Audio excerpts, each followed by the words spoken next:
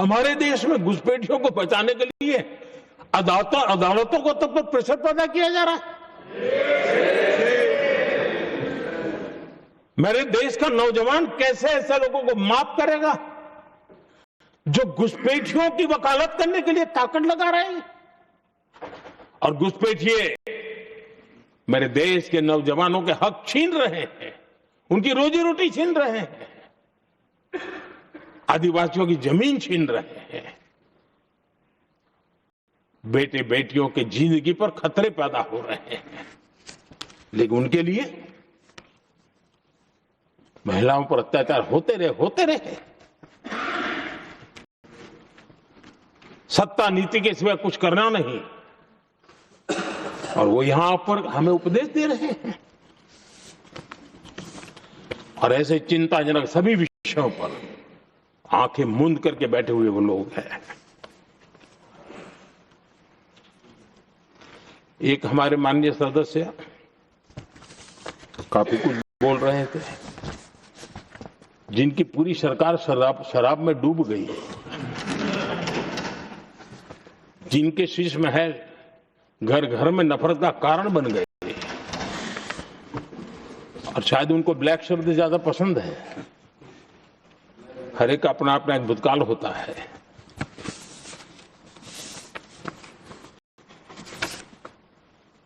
पता नहीं ब्लैक के साथ उनका क्या पुराना रिश्ता है। आदरणीय सभापति जी, ऐसे सभी साथियों से मैं आज जरूर कहूंगा, तुम कितना दुनिया को धोखा दोगे, तुम कितना दुनिया को धोखा दोगे। आईना देख लिया तो अपनी सच्चाई कहां छिपाओगे।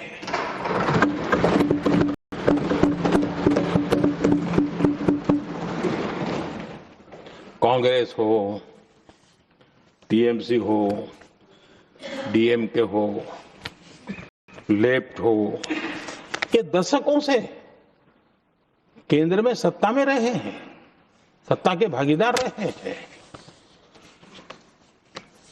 राज्यों में भी उनको सरकारें चलाने का अवसर मिला है, लेकिन उनकी पहचान क्या बनी?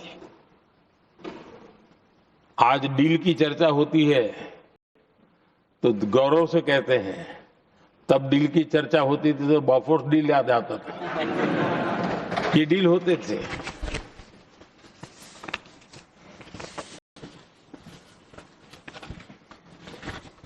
उन्होंने सिर्फ जेब भरने का काम किया। नागरिकों के जीवन में बदलाव आना उनकी प्राथमिकता नहीं थी। आदरणीय सभापति जी, मैं कुछ उदाहरणों के साथ भी बात बताना चाहता हूं, क्योंकि यहाँ चर्चा में ये सारे विषय आए हैं और इसलिए मुझे कहना बहुत जरूरी है।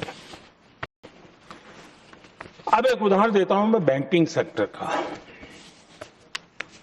बैंकिंग सेक्टर एक प्रकार से अर्थव्यवस्था की ग्रिड होता है। 2014 से पहले फोन बैंकिंग का कालखंड था। नेता के फोन जाते थे और उसके आधार पर करोड़ों रुपया दे दिए जाते थे, और गरीबों को तो बैंकों में दुत्कार मिलती थी, नफरत होती थी। देश की 50% से ज्यादा आबादी बैंक के दरवाजे तक नहीं देख पाई थी। कांग्रेस के नेताओं के फोन पर अरबों रुपये लोगों को दे दिए गए,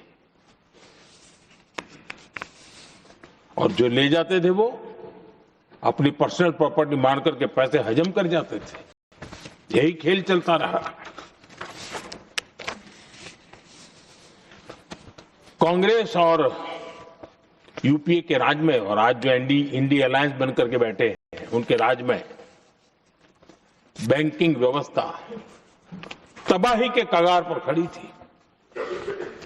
मैं नया प्रधानमंत्री के पद का दायित्व मुझे मिला, मैं एक देश के मुखिया से मैं मिला, ऐसे ही बात कर रहा था। मैंने कहा बैंकिंग की दृष्टि से हम कुछ आगे बढ़ना चाहिए। उन्होंने कहा पहले एक बार साहब जरा अभी आप नए नए हो, आपके बैंकों की व्यवस्था का अध्ययन कर लीजिए। हम कैसे हिम्मत करें? एक देश के नेता ने कोई ये जानकारियां थी, उसने मुझे बताया। यहाँ इनको कोई परवाह ही नहीं। यानी एक प्रकार से उन्होंने जिस प्रकार से बैंकिंग व्यवस्था को, एनपीए के पहाड़ खड़े हो गए थे। जहां भी देखो चर्चा चलती थी, एनपीए का क्या होगा, एनपीए का क्या होगा, कैसे बचेंगे। आदरणीय सभापति जी, चुनौती बड़ी थी, लेकिन हमने समझदारी से काम लिया। बैंकिंग व्यवस्था के सब कर्ता धर्ताओं को विश्वास में लिया। रिफॉर्म की आवश्यकता थी, हिम्मत के साथ रिफॉर्म किए, पारदर्शी व्यवस्था बनाई, ढेर सारे बैंकिंग रिफॉर्म्स हुए, और जो सरकारी बैंक दुर्बल हो चुकी थी, ठीक नहीं चल पाती थी, उसको हमने बड़ी बैंक के साथ मर्जर कर दिया। और मुझे याद है किसी एक महाशय, बड़े अपने आप को विद्वान मानने वाले, लिखा था, अगर मोदी सरकार बैंकों में ये कर ले तो हिंदुस्तान का बहुत बड़ा रिफॉर्म हो जाएगा। वो काम मैंने आते ही कर दिए थे। आदरणीय सभापति जी, और इन सारी चीजों का नतीजा हुआ,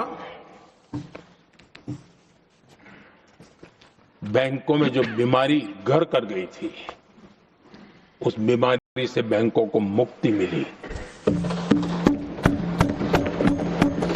बैंकों का स्वास्थ्य सुधरा, लगातार सुधरा, अभी भी तेजी से आगे दौड़ रहे हैं।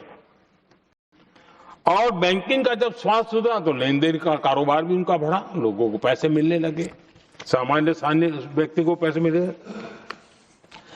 ऐसे ऐसे गरीब लोगों को लोन मिले जिनके लिए कभी बैंक के दरवाजे बंद थे, बेचारा दूर से देख करके उसे जाना पड़ता था।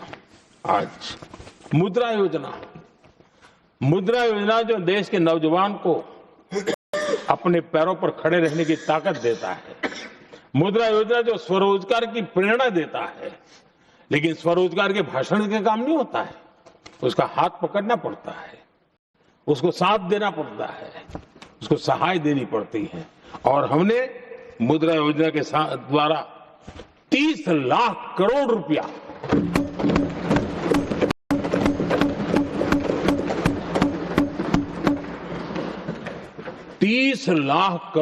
से ज्यादा लोन मुद्रा योजना के माध्यम से और बिना गारंटी देश के नौजवानों के हाथ में दिया, और उन्होंने अपने कारोबार को आगे बढ़ाया। और गर्व की बात है, उसमें बहुत बड़ी मात्रा में माताएं बहनें भी हकदार बनी, लाभार्थी बनी। सेल्फ हेल्प ग्रुप, इन दिनों ग्रामीण महिलाएं बड़े सपने देखती हैं, खुद अपने पैरों पर खड़ा होना चाहती थी। विमेन सेल्फ हेल्प ग्रुप का हमने विस्तार तो किया ही किया, लेकिन 10 करोड़ बहनों को हमने सीधी आर्थिक मदद की व्यवस्था की। हमारे एमएसएमई सेक्टर को हमने भरपूर लोन दी। और मैं आज बड़े संतोष के साथ, बड़ी जिम्मेवारी के साथ इस पवित्र सदन में कहना चाहता हूं, हमने एनपीए जिसके पहाड़ हुआ करते थे 2014 के पहले, आज उसको हमने नीचे निम्न स्तर पर लाकर के खड़ा कर दिया है।